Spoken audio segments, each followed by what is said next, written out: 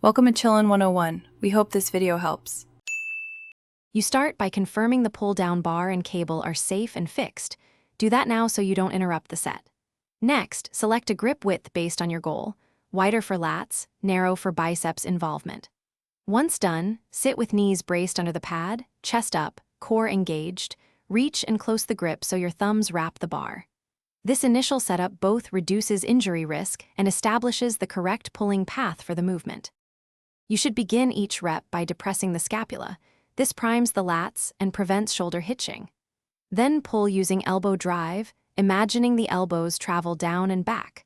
Bring the bar to your upper chest if you want safer shoulder mechanics, or behind the neck only if you have excellent mobility.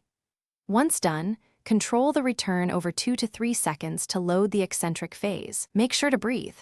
Exhale on the pull and inhale. You finish your session by maintaining consistent range of motion and tracking sets and reps so progress is measurable.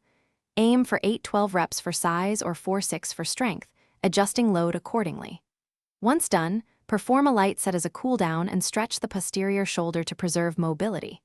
If form degrades, make sure to reduce weight or stop the set rather than compensate. If you feel sharp pain, stop immediately, check alignment and grip, and reduce range of motion before returning.